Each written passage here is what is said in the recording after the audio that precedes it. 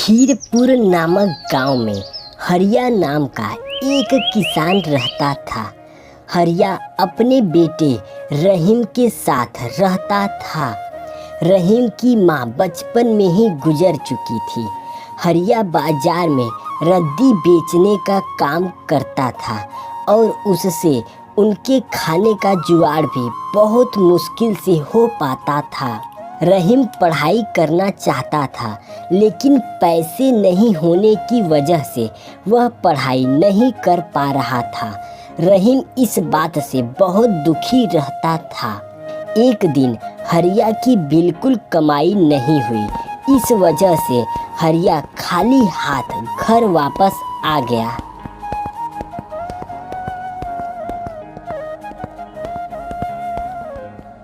रहीम बेटा, तुम कहाँ हो?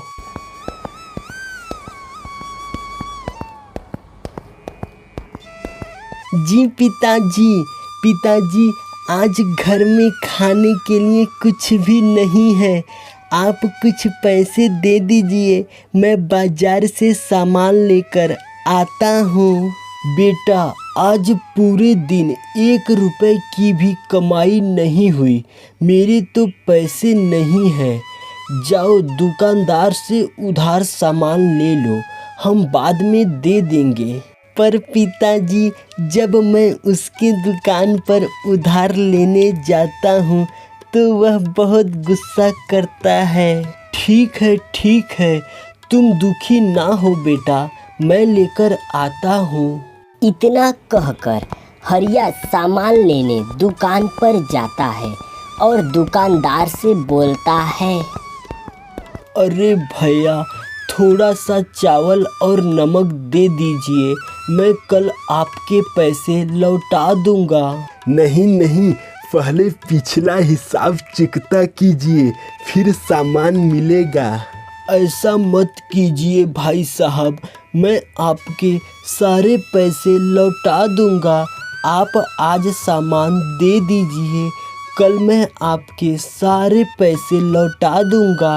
पैसा कौड़ी होता नहीं है और आ जाते हैं सामान लेने।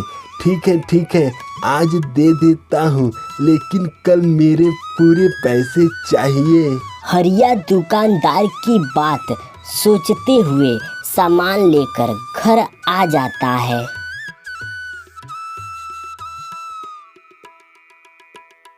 सुबह जैसे ही हरिया काम पर जा रहा होता है, तभी रास्ते में उसे दुकानदार मिलता है।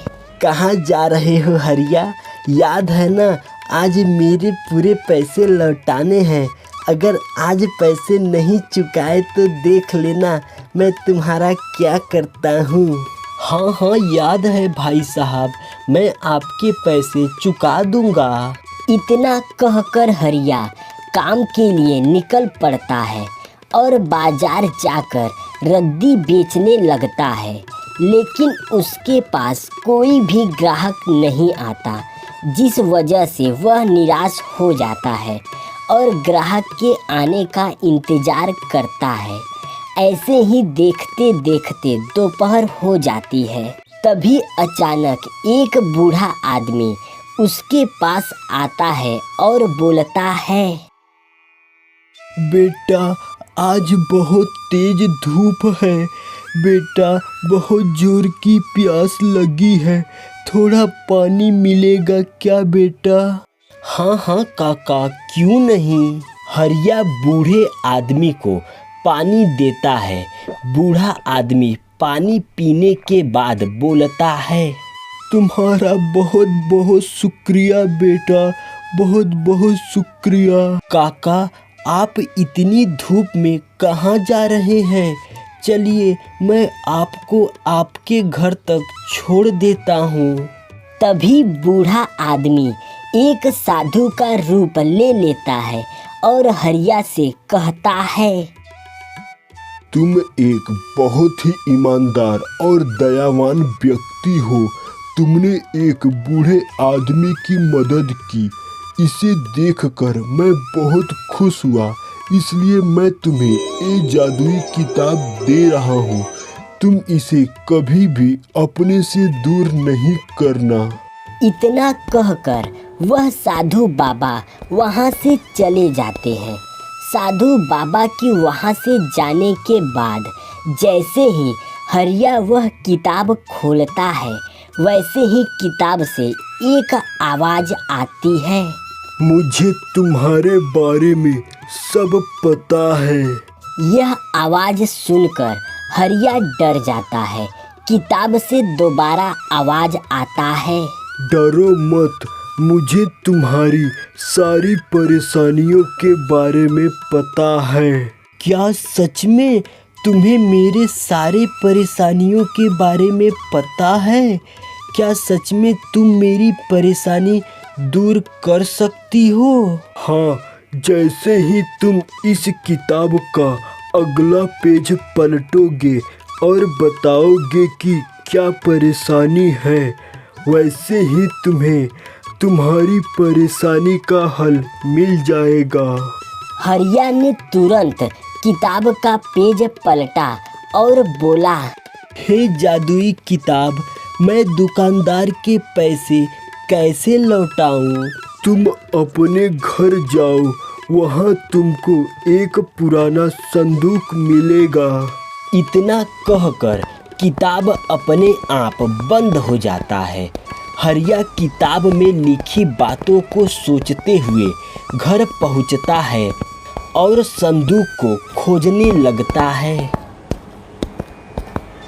लेकिन उसे कहीं भी संदूक नहीं मिला। तभी वहां पर रहीम आ जाता है। क्या हुआ पिताजी, आप क्या खोज रहे हैं? बेटा, तुमने घर में कहीं पुराना संदूक देखा है क्या? पुराना संदूक तो घर में ही है, वो भी दादी जी का है। कहाँ पर है वो संदूक? फिर रहीम पिताजी को संदूक लाकर देता है और जैसे ही हरिया संदूक खोला, उसमें पैसे रखे हुए थे। यह देख दोनों बहुत खुश हुए। हरिया पैसे को लिया और दुकानदार के पास जाता है और उसके सारे पैसे चुका देता है। दुकानदार को पैसे देकर हरिया घर वापस आता है और फिर सोचने लगता है, आज का तो काम हो गया, लेकिन अब मैं कल क्या करूँगा? तभी उसे जादुई किताब की याद आई और उसने किताब निकाली और किताब से पूछा, मैं ऐसा क्या करूं जिससे मेरी आमदनी अधिक हो और मैं अमीर बन जाऊं? तुम्हारे पास जो पैसे बचे हैं, उससे तुम गांव में एक अच्छी जगह देखकर एक दुकान खोल लो।